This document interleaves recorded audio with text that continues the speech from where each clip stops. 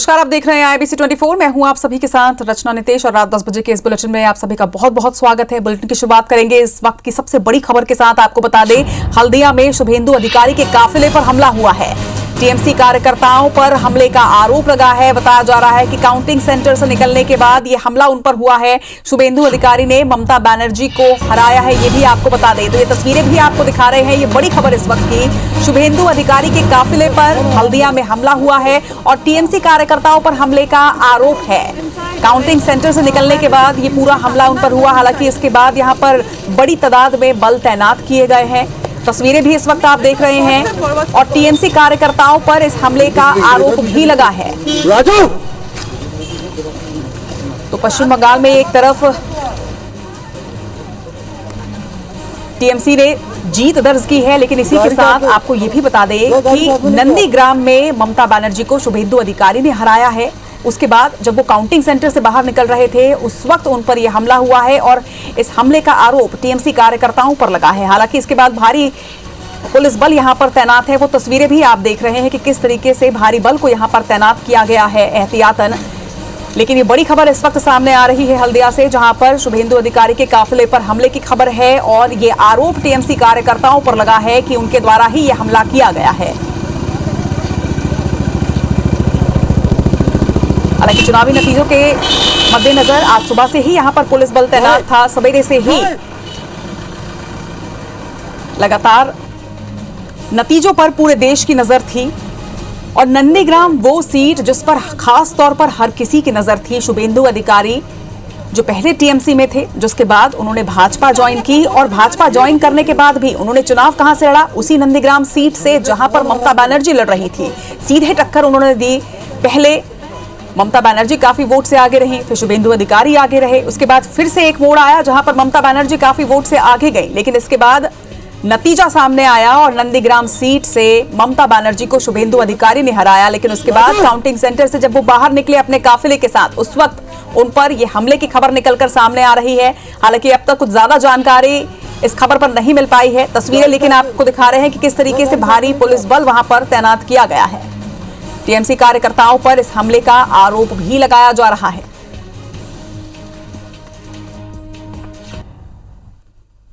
चलिए बढ़ेंगे आगे। रायपुर से बड़ी खबर आपको बता दें, चुनाव के परिणामों पर सीएम भूपेश बघेल का ट्वीट सामने आया है। उन्होंने लिखा है कि पक्ष विपक्ष के सभी विजेताओं को बधाई। इन विधानसभा चुनाव में कांग्रेस के प्रत्याशी डटे रहे, जनता के मुद्दों पर डटे और अड़े रहे, विचलित नहीं हुए, योद्धा की तरह लड़े। ये कहना सीएम भूपेश बघेल का हमें इस बात पर गर्व है। तो ट्वीट करके उन्होंने सभी विजेताओं को बधाई दी है, शुभकामनाएं अपनी प्रेषित की हैं। इसी के साथ उन्होंने ये भी लिखा है कि कार्यकर्ताओं ने लगातार डटकर इस मुकाबले को लड़ा है। विधानसभा चुनाव में कांग्रेस के प्रत्याशी डटे रहे, जनता के मुद्दों पर लगातार डटे और अड़े रहे, विचलित नहीं हुए और लगातार उन्होंने प्रचार प्रसार किया और डटकर इस मुकाबले में उन्होंने साथ दिया। हमें इस बात पर गर्व है, ये कहना सीएम भूपेश बघेल का।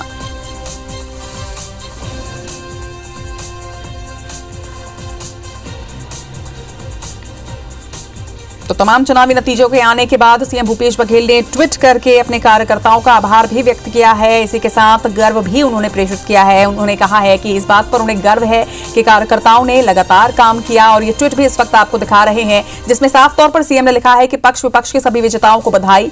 इस विधानसभा चुनाव में कांग्रेस के प्रत्याशी डटे रहे और जनता के मुद्दों पर डटे और अड़े रहे, विचलित नहीं हुए, एक योद्धा की तरह सभी प्रत्याशी ने इस लड़ाई को लड़ा है। ये कहना सीएम भूपेश बघेल का। इसके साथ ही उन्होंने ये भी लिखा है कि हमें इस बात पर गर्व है।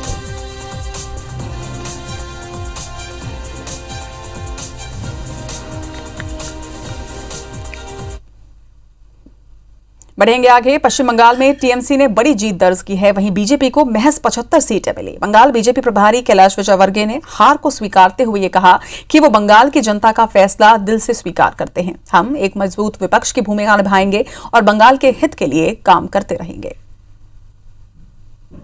वेस्ट बंगाल के विधानसभा चुनाव में जो जनता ने मैंडेट दिया है, हम उसका स्वागत करते हैं, सम्मान करते हैं। हम एक विपक्ष की भूमिका में रहेंगे। जनता का मैंडेट है, हम इसको स्वीकार करते हैं और ममता जी आपको बधाई देते हुए विश्वास दिलाना चाहते हैं कि हम एक सक्षम विपक्ष की भूमिका में सदन में रचनात्मक जहाँ पर भी आवश्यकता होगी विकास में हम आपका सहयोग प्रदान करेंगे। एक बार फिर से आपको बधाई और शुभकामनाएं। साथ ही निवेदन भी है कि प्रदेश के अंदर एक अराजकता का माहौल बन गया है। हमारे कार्यालयों को आग लगाई जा रही है, हमारे कार्यकर्ताओं के घर में पथराव किया जा रहा है, महिलाओं की पिटाई की जा रही है। कम से कम इस प्रकार की अराजकताओं को रोके, अपने कार्यकर्ताओं को अनुशासित में रहने की सलाह दें। एक बार फिर से ममता जी, आपको और आपकी पार्टी को बधाई है। बंगाल में टीएमसी ने फिर से बड़ी जीत दर्ज की है, तो वहीं बीजेपी ने दूसरी सबसे बड़ी पार्टी यहां बनकर उभरी। डिंडोरी में कैबिनेट मंत्री अरविंद भदौरिया ने इस पर अपनी प्रतिक्रिया भी दी है। उन्होंने कहा कि जनता जनार्दन ने जो निर्णय दिया है उसे स्वीकार करते हैं। वहीं दमोह विधानसभा उपचुनाव के परिणाम को लेकर उन्होंने ये कहा है कि इसकी समीक्षा की जाएगी। आपको भी बता दें कि अरविंद भदौरिया डिंडोरी कलेक्ट्रेट में कोरोना क्राइसिस मैनेजमेंट की बैठक लेने के लिए आए थे। जनता जनार्दन के मैंडेट को स्वीकार करते हैं। देश में जनता ही भगवान है। जो निर्णय किया उनने वो स्वागत योग्य है। हम कुछ थे ही नहीं बंगाल में। यहाँ पे भी मुझे लगता है कि कई बार कुछ कमियां नहीं होंगी, उसकी समीक्षा करेंगे, लेकिन अभी तो हमको जिताया ही है ना। बंगाल में लगातार तीसरी बार टीएमसी की जीत ने एक बड़ा सवाल भी उठा दिया है, और वो ये कि क्या अब राष्ट्रीय स्तर पर भी मोदी बनाम ममता के बीच खेला होगा? क्या बंगाल समेत 5 राज्यों के चुनावी नतीजों का अगले साल 5 राज्यों के विधानसभा चुनाव और 2024 के आम चुनाव पर असर होगा?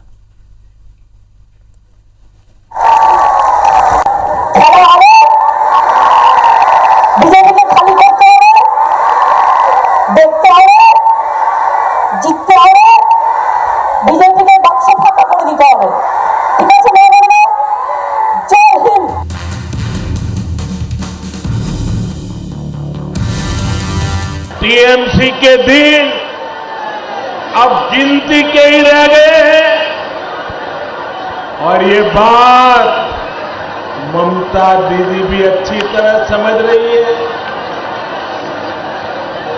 और इसलिए वो कह रही है खेला होवे,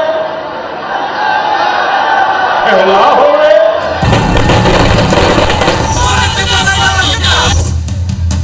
देश के 5 राज्यों के विधानसभा चुनाव के नतीजों का देश की राजनीति पर गहरा असर पड़ने वाला है।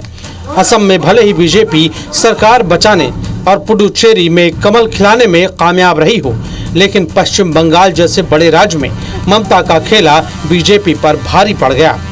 बंगाल में बीजेपी वैसे तो सीटें बढ़ाने में कामयाब रही, लेकिन सरकार बनाने की सारी उम्मीदें ममता को मिले सहानुभूति वोटों के आगे बिखर गईं। बंगाल में बीजेपी के न आ पाने से टीएमसी को ये कहने का भी मौका मिल गया है कि बंगाल के जनता ने बीजेपी को एनआरसी और सीएए के मुद्दे पर नकार दिया है। हालांकि बीजेपी प्रदेश में दूसरी सबसे बड़ी पार्टी बनकर तो उभरी ही है। They have to take care also for the democracy. तो আমরা মনে করি গণতন্ত্রের জয় হয়েছে, ভারতবর্ষে বিজেপির ধস নেমেছে। এই ধসই যেন চিরকাল জারি থাকে, আমরা কৃতজ্ঞ মানুষের কাছে। নরেন্দ্র মোদী, অমিত শাহ বারবার বলেছেন ডাবল ইঞ্জিন হবে, আমি বারবার বলেছিলাম ডাবল সেঞ্চুরি করব, এবং দেখেছেন কাদেরটা ভুল কাদেরটা ঠিক। वहीं बीजेपी को घेरने के चक्कर में कांग्रेस और लेफ्ट ने अपनी मट्टी पलीत करा ली। इस चुनाव के बाद लेफ्ट का सितारा तो पूरी तरह से डूबता दिख रहा है। दूसरी तरफ ओवैसी और फुरफुरा शरीफ के मौलाना अब्बास सिद्दीकी मुस्लिम वोटों के बल पर खूब कूदे, लेकिन नतीजों ने साफ कर दिया कि बंगाल का मुस्लिम ममता के साथ है। ओवैसी के सारे प्रत्याशियों की तो जमानत तक जब्त हो गई। वहीं असम में दोबारा सरकार बनाने जा रही बीजेपी ने साबित कर दिया है कि एनआरसी और सीएए के लाख विरोध के बाद भी राज्य का आम मतदाता उसी के साथ है। बीजेपी पुडुचेरी के रास्ते पहली बार दक्षिण के किसी राज्य में सरकार बनाने का कारनामा भी करने जा रही है। हालांकि उसे केरल में उम्मीद के मुताबिक कामयाबी नहीं मिली, लेकिन ये तो कहा ही जा सकता है कि बीजेपी के लिए दक्षिण का सियासी दरवाजा भी खुल गया है। भारत सरकार ने भी दिल खोल के असम को मदद किया।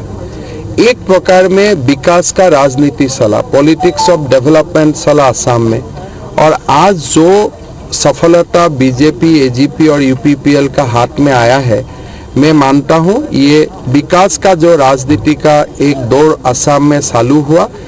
खास बात यह है कि 5 राज्यों के चुनावी नतीजे अगले साल यूपी, उत्तराखंड, पंजाब, गोवा और मणिपुर में होने वाले विधानसभा चुनावों की दशा और दिशा भी तय करेंगे।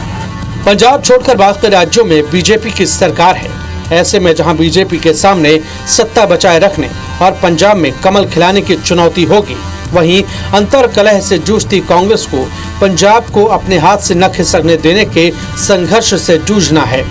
वहीं यूपी में जातिगत वोटों के भरोसे पर टिके कमजोर विपक्ष से ज्यादा उम्मीदें नहीं दिख रही, लेकिन मुस्लिम वोटर्स की हमेशा की तरह जीत हार में बड़ी भूमिका होगी।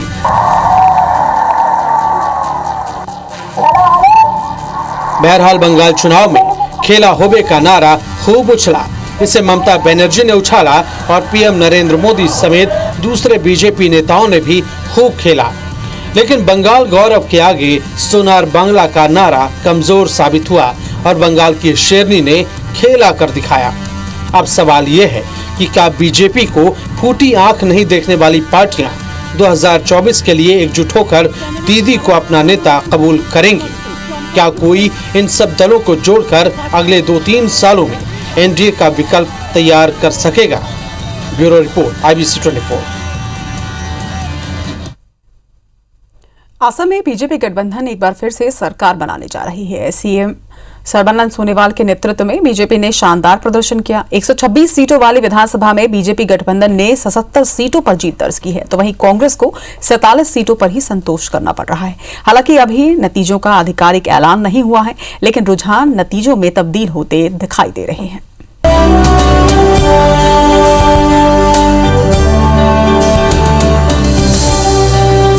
जनता के सहयोग की वजह से ये संभव हो रहा है। असम विधानसभा चुनाव के नतीजों में बीजेपी सरकार बनाने जा रही है। मतगणना में शुरुआत से ही यहां बीजेपी गठबंधन को बहुमत मिलना शुरू हो गया था। वहीं कांग्रेस की बात करें तो वो शुरू से ही पीछे नजर आ रही थी, यानी रुझान साफ तौर पर नतीजों की ओर इशारा कर रहे थे कि बीजेपी की सरकार बनना तय है। में हमारी सरकार थी और जो बहुमत दिख रहा है वहां की सरकार के पक्ष में, वहां के शासन के पक्ष में और प्रो इनकम्बेंसी जिसे हम कह सकते हैं असम में। और मुझे लगता है कि कांग्रेस की उपस्थिति बहुत कमजोर दिख रही है कांग्रेस की, और फिर से एक बार हम असम में अपनी सरकार बनाने के लिए बढ़ रहे हैं। और ये कामयाबी है देश के प्रधानमंत्री जी का और पूरे असम की टीम का और भारतीय जनता पार्टी का टीम का। अब ये बात जानना बेहद जरूरी है कि अगर बीजेपी गठबंधन यहाँ फिर से सरकार बना रही है तो इसकी वजह क्या है। ये रही बीजेपी की जीत की वजह। एनआरसी की जगह विकास की बात, चाय बागान में कर्मियों का मिला साथ, 40 सीटों पर चाय बागान कर्मियों का प्रभाव, निचले असम और बराक घाटी में बीजेपी को वोट मिले। कांग्रेस को लेकर बीजेपी लगातार हमलावर रही। इस बार बीजेपी ने एनआरसी के मुद्दे की जगह विकास और स्थानीय मुद्दों को ज्यादा तरजीह दी, लेकिन 2016 के विधानसभा चुनाव में एनआरसी बड़ा मुद्दा था। उस वक्त भी बीजेपी सबसे बड़ी पार्टी बनकर सामने आई थी और इस बार भी बीजेपी सबसे बड़ी पार्टी बनकर सरकार बना रही है। आज के अभी जो ट्रेंड चल रही है उससे असम में भाजपा की सरकार का रास्ता खुल गया और पिछले जो 5 सालों में भारतीय जनता पार्टी ने जो अच्छा काम किया था, उन्नति विकासमुखी कार्यक्रम जिसको हम कहते हैं, उसके असमी जनता ने भाजपा को भरपूर आशीर्वाद दिया है और हमें जिस तरह से आशा थी कि हम 80 से ज़्यादा सीटें हासिल करेंगे। कांग्रेस पार्टी इन चुनाव परिणामों का पार्टी मंच पर विधानसभावार विश्लेषण करेगी और जहां भी जो कमियां रही हैं भविष्य के लिए उन्हें सुधार कर हम और गंभीरता से कार्य करेंगे। अब एक बार फिर से बीजेपी असम में सरकार बनाने जा रही है। पश्चिम बंगाल में मिली हार के बाद असम की ये जीत बीजेपी नेतृत्व के लिए कहीं न कहीं राहत देने वाली बात होगी। Bureau report, IBC 24। 2 मई को पूरे दिन सभी की निगाहें चुनावी नतीजों पर थी। दक्षिण भारत के राज्यों को लेकर भी लोगों के मन में अलग ही उत्सुकता थी कि आखिर यहाँ के राज्यों में देश के मुख्य विपक्षी दल कमाल दिखाएंगे या फिर स्थानीय दलों का ही दबदबा रहेगा। और ढलती शाम के साथ नतीजों ने ये बता दिया कि इन राज्यों में आज भी स्थानीय दलों का ही दबदबा है। दक्षिण के राज्यों में भी कुछ महीने से लगातार सियासी शोर सुनाई दे रहा था। यहाँ के चुनाव परिणाम पर भी देश भर की निगाह टिकी हुई थी, मगर ढलती शाम के साथ तस्वीर भी साफ होती चली गई। केरल की बात करें तो यहाँ सत्तारूढ़ माकपा के नेतृत्व वाला वाम लोकतांत्रिक मोर्चा सत्ता में फिर से काबिज हो रहा है। इसी के साथ अब दक्षिण के राज्यों में कम्युनिस्ट और कांग्रेस नेत यूडीएफ के बीच सत्ता के अदला बदली का 4 दशक पुराना चलन भी खत्म हो गया। तमिलनाडु की बात करें तो यहाँ कई सियासी दल गठबंधन के साथ मैदान में उतरे, लेकिन मुख्य मुकाबला सत्तारूढ़ अन्ना द्रमुक और मुख्य विपक्षी द्रमुक के बीच ही रहा। डीएमके सरकार बनाने की तैयारी कर रही है। पिछले चुनाव की बात करें तो एआईएडीएमके ने बहुमत हासिल किया था। एआईएडीएमके ने राज्य की 234 विधानसभा सीटों में से 136 पर जीत हासिल की थी। द्रमुक यानी डीएमके को 89 सीटें मिली थी। 2016 के चुनाव में कांग्रेस को 8 और इंडियन यूनियन मुस्लिम लीग को 1 सीट मिली थी। केंद्र शासित प्रदेश पुडुचेरी में एन रंगास्वामी नेत all India NR Congress, Bhajpa गठबंधन और कांग्रेस द्रमुक गठबंधन के बीच कड़ा मुकाबला रहा। यहाँ एनडीए पहली बार सरकार बनाने जा रही है। पिछले विधानसभा चुनाव की बात करें तो कांग्रेस ने जीत दर्ज की थी। पुडुचेरी की 33 सदस्यीय विधानसभा में कांग्रेस को 15 सीटें मिली थी, जबकि डीएमके ने 3 पर जीत हासिल की थी और इस तरह से वी नारायण स्वामी मुख्यमंत्री बने थे। लेकिन चुनाव से ठीक पहले विधायकों के पाला बदलने के कारण 22 फरवरी को उनकी सरकार गिर गई थी। जितने राज उतने ही मुद्दे, यही वो मुद्दे होते हैं जो सियासत को ऑक्सीजन देने का काम करते हैं। लेकिन ये भी सच है कि इन राज्यों में आज भी स्थानीय सियासी दलों का दबदबा बरकरार है। Bureau report IBC 24। बड़ी खबर आपको रायपुर से बता दें, राजीव आवास में 4 लोगों ने स्प्रिट पिया है और स्प्रिट पीने की वजह से एक युवक की मौत भी हो गई है। वहीं 3 गंभीर है बताया जा रहा है। गोल बाजार थाना क्षेत्र का ये पूरा मामला है। जरा जानकारी के साथ हमारे सहयोगी तहसीन हमारे साथ जुड़ रहे हैं। तहसीन, क्या है ये पूरा मामला? ये रायपुर के जो लालगंगा शॉपिंग कॉम्प्लेक्स है उसके पीछे राजीव आवासीय परिसर है। वहाँ पे ये लोग रहते हैं, जिसमें ज्यादातर निगम में जो सफाई कर्मी वो लोग ज्यादा रहते हैं और उसके बाद जो अम्बेडकर अस्पताल में वार्ड बॉय या कोई लोग रहते हैं। तो वहाँ पे ये बताया जा रहा है कि ये 4 लोग थे, जिसमें अनिल छेड़िया, विजय कुमार और चंदन समेत ओमन्ना स्वामी, ये 4 लोग हैं। कल किसी की वो मृत्यु कार्यक्रम में गए थे और बताया जा रहा है कि वहाँ पे ये उन्होंने शराब समझ के वहाँ पे कुछ पिया है और पीने के बाद ये लोग घर आए हैं और घर आने के बाद ये आज की घटना है। ये घर आए और घर आने के बाद उसमें ओमन्ना स्वामी की तबीयत बिगड़ी है और बिगड़ने के बाद उसकी घर पे ही मौत हो गई है। जब वहाँ आसपास के लोगों में जो बाकी जो लोग 3 लोग थे उन्होंने अपने परिवार वालों को बताया तो तब ये पता लगा कि वहाँ से कुछ स्पिरिट नुमा शराब में कुछ स्पिरिट नुमा चीज पी के आए। तो अभी इस बात की आशंका प्रबल है कि इन लोगों ने स्पिरिट नुमा कोई शराब पी है। अभी हालांकि ये बात सामने नहीं आई है कि अभी किसके मृत्यु समारोह में गए थे, कहाँ गए थे, क्योंकि पुलिस के बाद अभी सिर्फ सूचना आई है। पुलिस जो है और वो अम्बेडकर अस्पताल पहुंची है, क्योंकि उनके परिजन जो बाकी जो 3 लोग हैं उनके परिजनों ने उनको ले जाके अम्बेडकर अस्पताल में भर्ती किया है, जहाँ पे उनकी स्थिति जो है वो गंभीर बताई जा रही है। तो एक बार फिर, क्योंकि जिस तरीके से पिछले अगर लॉकडाउन की बात करें, पिछले साल की अगर लॉकडाउन की बात करें, इसी मोहल्ले में जो है स्पिरिट नुमा शराब पी थी, जिसकी वजह से 2 लोगों की मौत हुई थी। और जिस तरीके से लगातार जो IBC 24 खुलासे कर रहा है सभी नकली सामानों की अगर बात करें, तो सैनिटाइजर भी जिस तरीके से आज बड़ा खुलासा हुआ है उसमें भी नकली सामान मिलाया जा रहा था। उसी तरीके से ये शराब भी जो है, इस बात की आशंका प्रबल है कि शराब भी जो है वो कहीं ना कहीं लोगों की बनाई हुई है, उसमें स्पिरिट जो मात्रा है स्पिरिट की वो ज्यादा रही होगी। तो इसी वजह से ये जो है मौत हुई है। तो अभी फिलहाल जो है पुलिस इसमें मामले में पूरी जांच कर रही है। गोल बाजार थाना पुलिस के पास का ये मामला है और पुलिस अभी इनके बयान लेने की स्थिति में नहीं है। तो जब इनके बयान ले पाएंगे तभी स्थिति क्लियर होगी कि इन्होंने क्या किया था, क्योंकि इस बात की वजह जो घर वाले बता रहे हैं कि इसमें कुछ किसी प्रोग्राम में गए थे, वहां पे इन्होंने कुछ पिया है। जी चलिए, खबर पर नजर बनाकर रखिएगा आप तहसीन। तमाम जानकारी के लिए आपका बहुत बहुत शुक्रिया। छत्तीसगढ़ में बढ़ते कोरोना संक्रमण की रोकथाम के साथ साथ कोरोना संक्रमित मरीजों को जल्द इलाज की सुविधा देने के लिए सरकार लगातार कोशिशों में जुटी है। इस दिशा में रायपुर जिला प्रशासन और स्वास्थ्य विभाग के संयुक्त प्रयास से एक ऐसी वेबसाइट तैयार की गई है जिससे लोगों को 24 घंटे हॉस्पिटल में उपलब्ध बेड की संख्या की जानकारी आसानी से उपलब्ध हो सकेगी।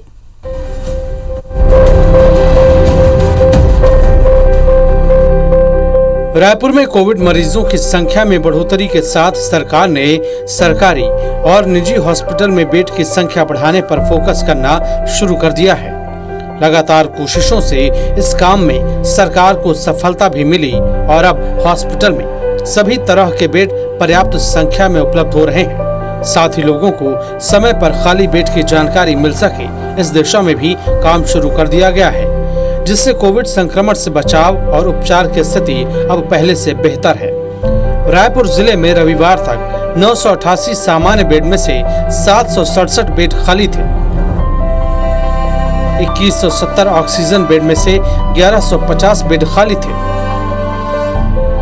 1024 आईसीयू बेड में से 374 और 346 वेंटिलेटर बेड में से 131 बेड खाली थे। सरकार के प्रयासों से एक वेबसाइट भी तैयार की गई है। www.cgcovidjanasahayata.com के जरिए हॉस्पिटल में बेड की उपलब्धता की स्थिति के बारे में रियल टाइम जानकारी ली जा सकती है। इस वेबसाइट पर जाकर कोविड अस्पतालों में बिस्तरों की संख्या सभी नागरिक तुरंत जान सकते हैं। जमा खर्च के सिद्धांत पर डेवलप की गई यह वेबसाइट आपको मरीज के बारे में किस बिस्तर की आवश्यकता है यह तुरंत बता देगी। खाली बेड की रियल टाइम जानकारी के लिए पूरे रायपुर शहर को 4 जोन में बांटा गया था। महज 48 घंटे में लगभग 20 से ज्यादा वॉलंटियर सभी सरकारी और निजी अस्पतालों में विजिट कर इस वेबसाइट में सभी भर्ती मरीजों की एंट्री कराने में सफल हुए। स्वास्थ्य विभाग के सभी अधिकारियों के निर्देशन पर अब इस वेबसाइट को सभी जिलों में कोविड मरीजों के लिए बिस्तर की उपलब्धता की जानकारी मुहैया कराने की तैयारी की जा रही है। cgcovidjanasahayata.com की वेबसाइट विभिन्न कोविड अस्पतालों में बिस्तर की उपलब्धता की जानकारी के लिए शुरू की गई थी। आने वाले दिनों में रायपुर जिले के अलावा सभी जिलों को जोड़ने की तैयारी है। अभी इस वेबसाइट को हॉस्पिटल में खाली बेड की उपलब्ध संख्या के लिए तैयार किया जा रहा है, लेकिन आने वाले समय में इसमें राज्य के सभी जिलों में उपलब्ध 1322 आइसोलेशन बेड की जानकारी भी होगी।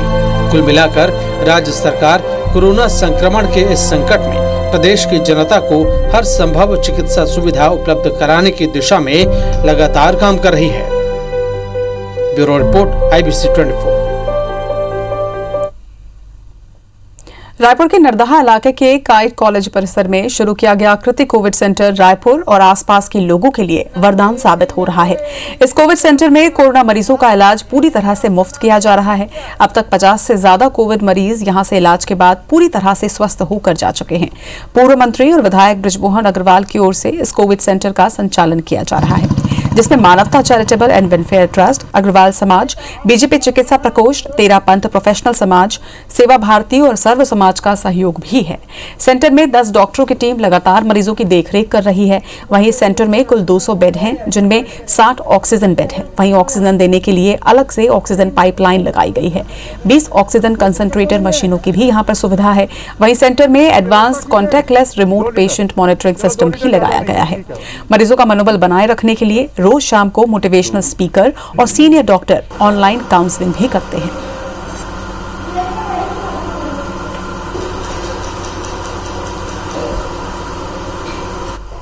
और उन्होंने कहा हॉस्टल में बहुत काम है। मैंने कहा नहीं, हम इसको 7 दिन के अंदर में तैयार करेंगे। 50 बेड का ऑक्सीजन लाइन डाला, संपर्कों के आधार पर ट्रॉली बुलवाई, उससे जोड़ा और 200 बेड का हॉस्पिटल, 200 बेड का कोविड केयर सेंटर हमने 20 तारीख से शुरू कर दिया। 24 आवर्स का मॉनिटरिंग सिस्टम है सर। आप कभी भी किसी भी टाइम पेशेंट का मॉनिटरिंग देख सकते हैं कि पेशेंट कैसा है, वो सुरक्षित है कि नहीं है, उसका बीपी कैसा है, ये सारी चीज। 200 बेड का इंतजाम है। हमारे पास 8 से 10 डॉक्टर हैं जो 24 घंटे की ड्यूटी करते हैं। हमारे पास यहीं कैंपस में रहते हैं। इसके अलावा हमारे पास 30 से 35 नर्स हैं, 5 वार्ड बॉयज हैं। छत्तीसगढ़ में 18+ लोगों के वैक्सीनेशन को लेकर प्रदेश सरकार की ओर से आरक्षण लागू किए जाने पर बीजेपी सांसद सुनील सोनी ने कड़ी प्रतिक्रिया जताई है। उन्होंने कहा है कि राज्य सरकार 1.5 लाख वैक्सीन रखकर राजनीति कर रही है। ऐसे समय में राजनीति करना पाप के बराबर है। उन्होंने ये भी कहा कि जब युवाओं को वैक्सीन देने की बारी आई तो लाल पीला कार्ड याद आ गया। मुख्यमंत्री और मंत्री समेत कई कांग्रेसियों ने खुद तो पहले कूद कर वैक्सीन लगवा ली, लेकिन जब युवाओं की बारी आई तो उन्हें गरीबों की याद आई है। रायपुर सांसद ने प्रदेश सरकार से तत्काल सभी के लिए वैक्सीन की व्यवस्था करवाने की मांग भी की। जब नवयुवक 18 साल से ऊपर के लोगों की बारी आ रही है तब आप राजनीति कर रहे हैं, ये घृणित राजनीति मानता हूं। और ऐसे समय के अंदर में राजनीति करना पाप है। जिस सरकार को व्यवस्था के लिए चुना है वो सरकार राजनीति कर रही है, ये इससे बड़ा दुर्भाग्य छत्तीसगढ़ के लिए नहीं हो सकता। बस्तर जिले में 18 से 44 वर्ष आयु वर्ग के सभी युवाओं का कोविड-19 टीकाकरण आज से शुरू हो गया। इस आयु वर्ग के सभी युवाओं का टीकाकरण 3 चरणों में संपन्न होगा। पहले चरण में अंत्योदय परिवार के हितग्राहियों, दूसरे चरण में बीपीएल परिवार और तीसरे चरण में एपीएल परिवारों के हितग्राहियों का टीकाकरण किया जाएगा। इसके लिए आज केशकाल विधायक और बस्तर विधायक प्राधिकरण उपाध्यक्ष संतराम नेताम ने शासकीय कन्या उच्चतर माध्यमिक विद्यालय में टीकाकरण का शुभारंभ किया। इस दौरान नेताम ने यह भी बताया कि मुख्यमंत्री भूपेश बघेल के आदेश अनुसार कोरोना संक्रमण के चलते प्रदेश में बनी चिंताजनक स्थिति के चलते मैंने अपना जन्मदिन न मनाने का निर्णय लिया है। इस अवसर पर मैंने गांव-गांव जाकर ग्रामीणों को टीकाकरण अभियान के प्रति जागरूक करने का संकल्प लिया है।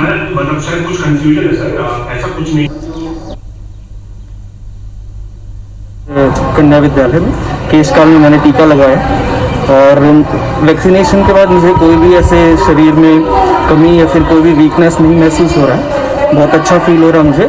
आप सबसे भी मैं अपील करता हूं कि आइए और वैक्सीनेशन को बढ़ावा दीजिए। कोरोना महामारी का प्रकोप बढ़ती जा रही है, इसलिए मैंने जन्मदिन नहीं मनाकर आज सीधे केशकाल के जो सेंटर में गया, वहाँ पर 18+ जो वैक्सीन लगना था वहाँ पर मैं जाकर युवाओं को प्रेरित किया। रायपुर के नरदहा इलाके के काइट कॉलेज परिसर में शुरू किया गया कृति कोविड सेंटर रायपुर और आसपास के लोगों के लिए वरदान साबित हो रहा है। इस कोविड सेंटर में कोरोना मरीजों का इलाज पूरी तरह से मुफ्त में किया जा रहा है। अब तक 50 से ज्यादा कोविड मरीज यहां से इलाज के बाद पूरी तरह से स्वस्थ होकर घर जा चुके हैं। पूर्व मंत्री और विधायक बृजमोहन अग्रवाल की ओर से इस कोविड सेंटर का संचालन किया जा रहा है, जिसमें Manavta charitable and welfare trust, Agarwal Samaj, BJP चिकित्सा प्रकोष्ठ, तेरा पंथ प्रोफेशनल समाज, सेवा भारती और सर्व समाज का सहयोग भी है। सेंटर में 10 डॉक्टरों की टीम लगातार मरीजों की देखरेख कर रही है। इस सेंटर में कुल 200 बेड हैं, जिनमें 60 ऑक्सीजन बेड, वहीं ऑक्सीजन देने के लिए अलग से ऑक्सीजन पाइपलाइन भी यहां लगाई गई है। 20 ऑक्सीजन कंसंट्रेटर मशीनों की भी सुविधा यहां है। वहीं सेंटर में advance contactless remote patient monitoring system भी लगाया गया है। मरीजों का मनोबल बनाए रखने के लिए रोज शाम यहां मोटिवेशनल स्पीकर और सीनियर डॉक्टर ऑनलाइन काउंसलिंग भी करते हैं। और उन्होंने कहा हॉस्टल में बहुत काम है। मैंने कहा नहीं, हम इसको 7 दिन के अंदर में तैयार करेंगे। 50 बेड का ऑक्सीजन लाइन डाला, संपर्कों के आधार पर ट्रॉली बुलवाई, उससे जोड़ा और 200 बेड का हॉस्पिटल, 200 बेड का कोविड केयर सेंटर हमने 20 तारीख से शुरू कर दिया। 24 आवर्स का मॉनिटरिंग सिस्टम है सर। आप कभी भी किसी भी टाइम पेशेंट का मॉनिटरिंग देख सकते हैं कि पेशेंट कैसा है, वो सुरक्षित है कि नहीं है, उसका बीपी कैसा है, ये सारी चीज। 200 बेड का इंतजाम है। हमारे पास 8 से 10 डॉक्टर हैं जो 24 घंटे की ड्यूटी करते हैं। हमारे पास यहीं कैंपस में रहते हैं। इसके अलावा हमारे पास 30 से 35 नर्स हैं, 5 वार्ड बॉयज हैं। कबीरधाम जिले के पंडरिया थाना के प्रभारी के वासनिक पर पंडरिया नगर पंचायत के पार्षद पति कार्तिक साहू ने मारपीट का आरोप लगाते हुए पंडरिया एसडीओपी से लिखित शिकायत की है। वहीं मारपीट के मामले के बाद युवा साहू समाज भी पंडरिया थाना प्रभारी के खिलाफ सोशल मीडिया में पोस्टर के माध्यम से कार्रवाई की मांग कर रहे हैं। मामले में एसडीओपी नरेंद्र बेंदाल ने शिकायत की जांच करने की बात कही है। इसके साथ ही कुछ पुराने विवाद का भी मामला होने के कारण सभी पहलुओं की जांच कर कार्रवाई का दावा किया जा रहा है। पार्षद पति कार्तिक का यह आरोप है कि वो 28 अप्रैल की शाम को अपने खेत से लौट रहे थे, तभी बाइक में टीआई वासनिक और एक अन्य आरक्षक आते ही मारपीट करने लगे। बोलने का मौका तक नहीं दिया गया। वासनिक वही थाना प्रभारी हैं जो कुछ दिन पहले सोशल मीडिया में लॉकडाउन के दौरान चौक पर खड़े होकर गाना गाकर लोगों से घर पर रहने की अपील कर रहे थे। तो हम युवा साहू समाज, पूरा साहू समाज ये मांग करते हैं कि TI वासनिक सर जी को तुरंत यहाँ से सस्पेंड किया जाए और उसके बाद उचित उनके ऊपर कार्रवाई होना चाहिए। नहीं तो लॉकडाउन के बाद युवा साहू समाज जो है उग्र प्रदर्शन करेगी। आत्महीन हमन एक लड़का था 7 बजे करीब शाम के समय और बोले के समय भड़ा डंडा से मारा है वासनिक पंडरिया थाना पर भारी और बिना बोले के मौका ही नहीं था। मतलब पूछा काबर एक बार था कैसे मारा तो बोलबे नहीं, समय नहीं चाहिए हमारा बोले को। तो एक लिखित में रिपोर्ट आई है वहाँ जो पार्षद हैं झूल भाई उनके हस्बैंड कार्तिक साहू के द्वारा कि उस दिन इन्होंने उनके साथ में मारपीट की है। हमने सूचना पे DSP पंडरिया को जांच के लिए दिया हुआ है और जैसे जांच की जो भी रिपोर्ट आएगी उसके हिसाब से आगे मध्य प्रदेश में कोरोना से बिगड़े हालात अब धीरे धीरे सुधरते नजर आ रहे हैं। प्रदेश में एक्टिव केस की संख्या अब कम होनी शुरू हो गई है। इसके साथ ही संक्रमण की दर भी लगातार कम हो रही है। ये कहना है प्रदेश के चिकित्सा शिक्षा मंत्री विश्वास सारंग का। उन्होंने कहा है कि ये सब जनता के आत्मानुशासन और सरकार की कोशिशों से हुआ है, लेकिन अब भी खुश होने की जरूरत नहीं है। अभी भी संक्रमण की चेन को तोड़ने के लिए काम करना जरूरी है। पॉजिटिविटी रेट लगातार कम हुआ है, रिकवरी रेट लगातार बढ़ा है। यदि अपने को और अपने परिवार को इस भीषण संकट से बचाना चाहते हैं तो हमें कोरोना कर्फ्यू का भी सख्ती के साथ पालन करना होगा और ये सुनिश्चित करना होगा कि हम संक्रमण की चेन को तोड़ें। इंदौर में बेकाबू कोरोना संक्रमण से भाजपा की छवि पर बुरा असर हुआ है, लिहाजा अब लगातार डिजास्टर मैनेजमेंट की कवायद यहां जारी है। रविवार को भी भाजपा विधायक और मंत्री ने भाजपा मंडल स्तर के पदाधिकारियों के साथ बैठक की। वहीं बैठक में यह फैसला लिया गया कि शहरी क्षेत्र की सभी 5 विधानसभा में 100 बेड के आइसोलेशन सेंटर खोले जाएंगे। इसके लिए सभी विधायकों को जिम्मेदारी भी दी गई है कि वे अपने अपनी विधानसभा में जगह चिन्हित कर जल्द से जल्द कोविड केयर सेंटर स्थापित करवाएं। इन कोविड केयर सेंटर में हल्के कोरोना संक्रमण लक्षण वाले मरीजों को भर्ती किया जाएगा। इसके साथ ही मरीजों के परिजनों के लिए खाने की व्यवस्था भी यहां करनी होगी। इसके अलावा मंडल अध्यक्ष भाजपा कार्यकर्ताओं के साथ मिलकर इन आइसोलेशन सेंटर्स की जिम्मेदारी को भी संभालेंगे। जो बड़े अस्पताल हैं वो अपने यहाँ एयर सेपरेशन यूनिट लगाएंगे, हवा से ऑक्सीजन बनाने की यूनिट लगाएंगे, जिससे हमारे शहर में ऑक्सीजन का ये जो लोड है वो कम होगा। प्रतिनिधि अपने अपने विधानसभा में क्वारंटाइन सेंटर खोल रहे हैं। माननीय रमेश जी की विधानसभा में कल 100 बेड का क्वारंटाइन सेंटर खुला है। माननीय मुख्यमंत्री जी लगातार इस कार्य को देख रहे हैं, लगातार मॉनिटरिंग कर रहे हैं। अभी आज संगठन की बैठक में निर्णय हुआ है कि सभी विधानसभा वार एक क्वारंटाइन सेंटर खोला जाए। पूर्व में भी जो क्वारंटाइन सेंटर खोले गए थे उसी के अनुसार 100 बेड के 50 या 100 बेड के क्वारंटाइन सेंटर। मध्य प्रदेश में 18 से 45 साल तक के लोगों को कोरोना वैक्सीन कब से लगेगी, इसे लेकर फैसला अब तक नहीं हो पाया है। मध्य प्रदेश को सिर्फ 1.5 लाख डोज ही मिले हैं। ऐसे में वैक्सीनेशन को लेकर संशय बना हुआ है। मुख्यमंत्री शिवराज सिंह चौहान वैक्सीन को लेकर केंद्रीय स्वास्थ्य मंत्री हर्षवर्धन समेत अन्य मंत्रियों से बात करेंगे। भले ही 18 से 45 साल के लोगों के लिए राज्य सरकार को सीधे कंपनी से वैक्सीन खरीदनी है, लेकिन किस राज्य को कितने डोज कब सप्लाई होंगे ये केंद्र सरकार को ही तय करना है। ऐसे में मुख्यमंत्री आज केंद्र से ज्यादा डोज उपलब्ध कराने को लेकर बातचीत करेंगे। वहीं सरकार ने कोविशील्ड के 45 लाख और कोवैक्सीन के 10 लाख डोज के ऑर्डर दे चुके हैं, लेकिन अभी तक डिलीवरी इनकी नहीं हुई है। हालांकि शुक्रवार रात हैदराबाद से प्रदेश में कोवैक्सीन की 1.5 लाख डोज जरूर पहुंची है। अब संभावना है कि सरकार 5 मई को वैक्सीनेशन पार्ट 3 की औपचारिक शुरुआत कर सकती है।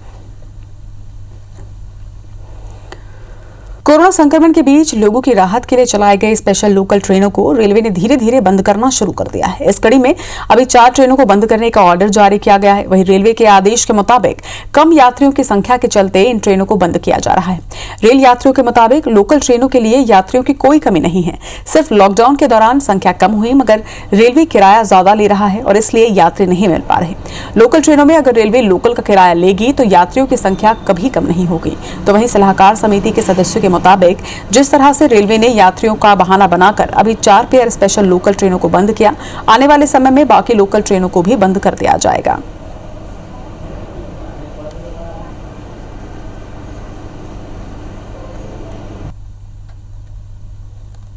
छत्तीसगढ़ की राजधानी रायपुर होने के कारण लोकल के बहुत लोग आते थे, लेकिन अभी आज की डेट में उसमें समझ लीजिए भिलाई का किराया 10 रुपये था तो उसका किराया ये 30 रुपये ले रहे थे।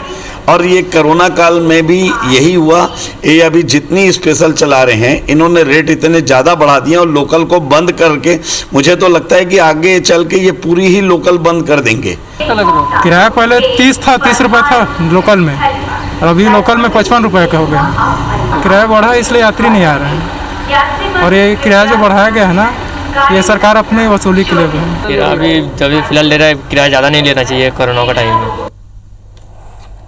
मध्य प्रदेश में खरीदी गई ऑक्सीजन की 30 करोड़ के भुगतान के लिए अब आपदा राहत फंड से पैसा निकाला गया। इस ऑक्सीजन का इस्तेमाल स्वास्थ्य विभाग के अस्पतालों और चिकित्सा शिक्षा विभाग के मेडिकल कॉलेजों में हुआ है। स्वास्थ्य का करीब 21 करोड़ और चिकित्सा शिक्षा का 7.5 करोड़ का भुगतान है।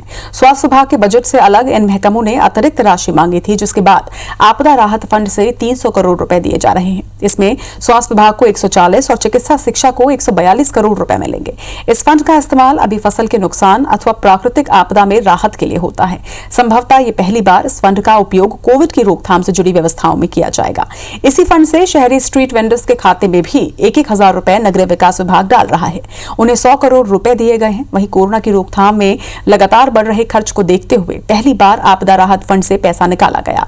वित्त विभाग ने इसकी मंजूरी दे दी है। वहीं अगले 3 महीने इसी फंड से पैसा खर्च किया जाएगा।